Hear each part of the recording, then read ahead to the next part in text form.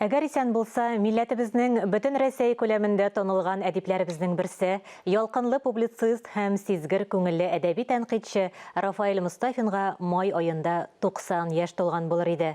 Рафаэль Мостафин каһарман шагыйрь Муса Җәлил иҗатын һәм аның язмышын өйрәнү, халыкка җиткерү буенча да күп кенә эш башкарган тынгысыз йөрәкле шәхес.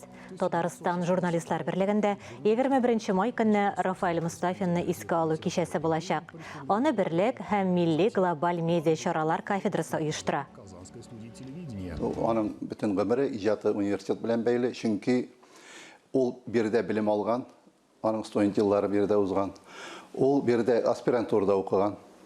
Аннары бер кадәр практик журналистикада эшләгәннән соң, телевидениедә эшләгәннән соң, ул Гази Кашшаф чакыру буенча бирегә укытыра килә. Телевидениедән соң әле ул Казан утлары журналын бер кадәр җитәкли, менә шул Казан утларыннан соң ул укытучы буларак безнең журналистика кафедрасына килә.